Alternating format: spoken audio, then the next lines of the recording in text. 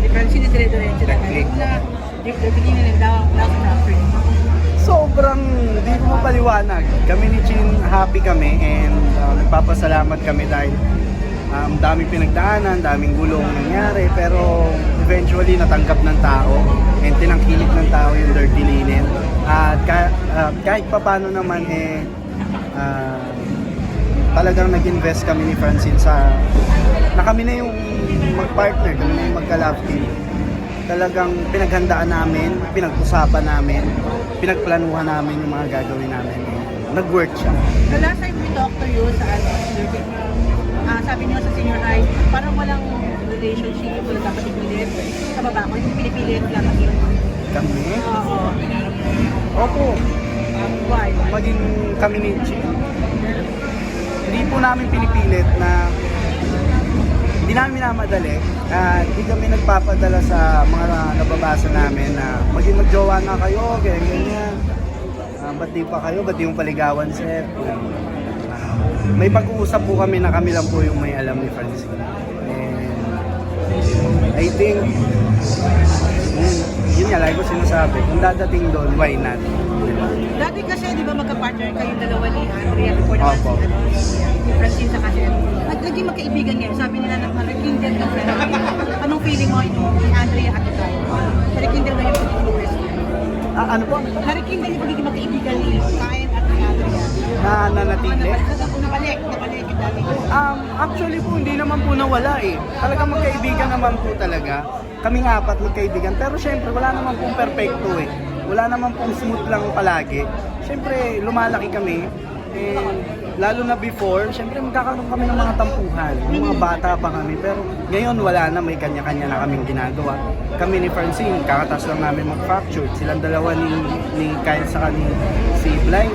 Ngayon, ongoing yung senior high, which is, dati nagsimula kami sa Gold Squad, sa Kadena ng Ginto. And ngayon, kahit pa paano, may blessings kaming apat na natatanggap. So ako happy ako sa kanilang tatlo, kay Francine, kay Kyle, kay Blight, na patuloy pa rin tinutupad kung ano yung mga napag-usapan namin before na mga dreams namin.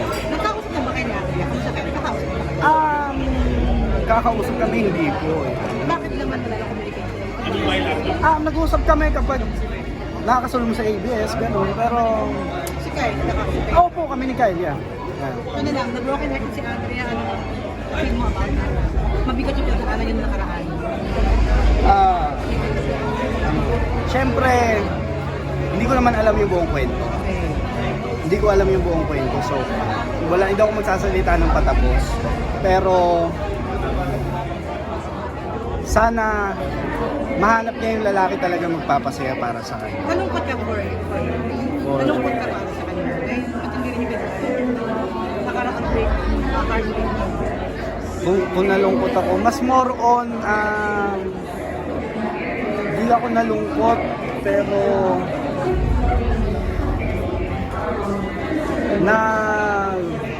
paano ko ba sasabihin? Hindi ako nalungkot eh, mas parang paano ko ba sasabihin? Nag-worry. Mahirap. Siguro sumagi lang sa isip ko.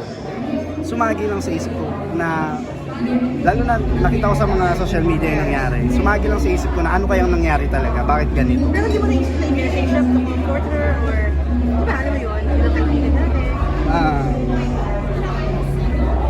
Para sa akin kasi rule ko kasi yun eh. Na? May rule ako sa sarili ko bilang lalaki na hindi ko kinakain ng salita ko. Hindi mo kinakain siya. So, hindi ko siya minessage pero nung one time na nagkasalubong kami sa parang premiere, nung kay Unbreak ata yun, parang kaya nagbatihan kami and sabi ko na, kamusta ka na, ganun. Sana okay kasi yung dalawa ni Kyle, magkasama nun. Yun po, pag nagkakatagpo kami sa ABS, Gold Squad pa rin naman po kami. Pero Seth, are you happy na parang love din na ulit sila ni Kyle? Opo, support ako sa Kyle Drea. Sila naman talaga bago magka-sa Drea, Kyle Drea po ang nandyan eh.